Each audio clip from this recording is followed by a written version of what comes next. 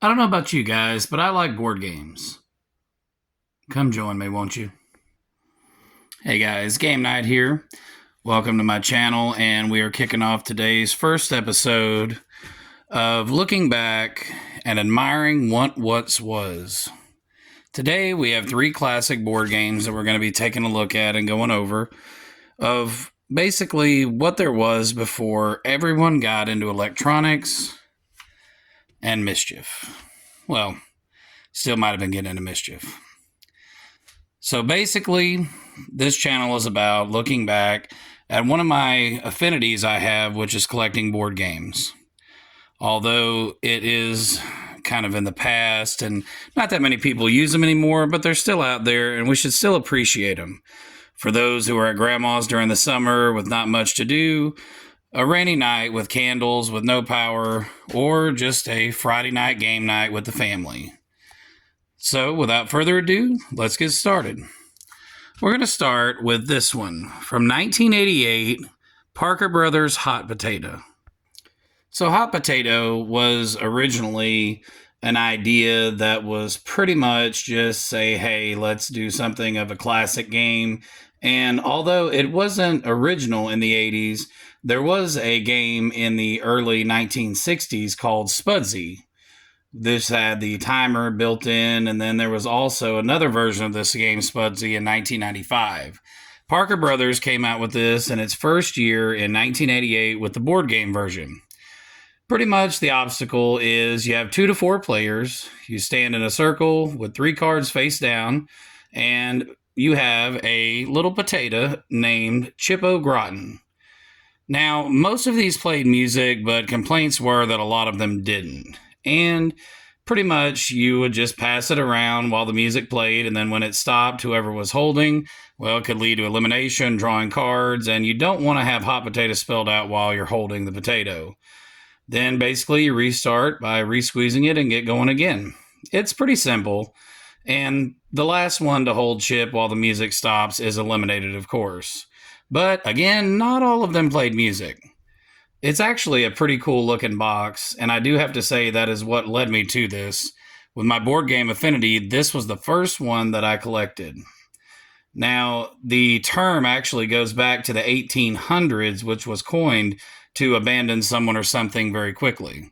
So let's take a look at it inside and just basically see what all goes on and what all goes with it if you were to buy this brand new in 1988 to take a look at what it would look like.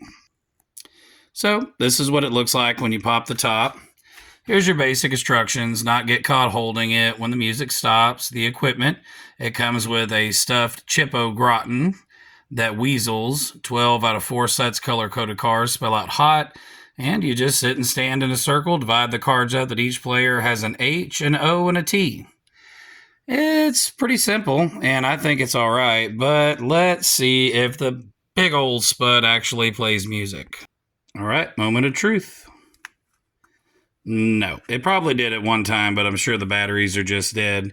So as you can see, it's very simple. You just have your cards, your instructions, and your potato. Overall, I think for being as old as it is, the box and the contents inside, actually pretty decent. And the overall appeal is it's a good time for friends to get along and bond, and just try not to be the last one holding old, Og Rotten there. All right, now moving on to game number 2. We have from the 1980s, Clue VCR Mystery Game.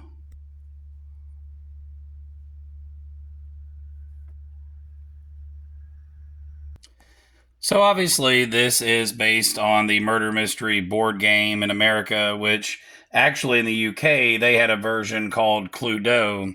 So the basic object here is that it comes with a 60-minute VHS tape, and that pretty much you put it in, there's live action scenes divided up into 3 chapters with players to watch and use cards to figure out who the murderer is, what room they were in, and what weapon. Now this game did include the classic characters, but they also had 4 new ones, which included Monsieur Burnett, I believe is how it was called, Madame Rose, Miss Peach, and Sergeant Gray. Now, this game was, of course, initially sought with pretty good success, but there was some complaints that the VHS, go figure, was hard to keep up with. This is why the later version DVD set went over much better. So opening up, this is what we have inside. We have our, accusation pad, and then we have our characters. Miss Scarlet, Miss Peacock, Colonel Mustard, Professor Plum, Mr. Green, Miss White, Mr. Brunette, Madame Rose, Miss Peach, Sergeant Gray, and, overall, 1985, they look pretty good for their age. So once we open it up, we do see what else is inside. So opening it up here, we have our nice little clean pad for accusations, notes on players, suspects, weapons, and rooms.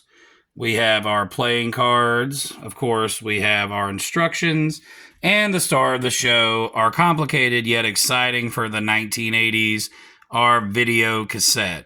Now, overall, I think this was pretty cool as far as interactive goes for the 80s.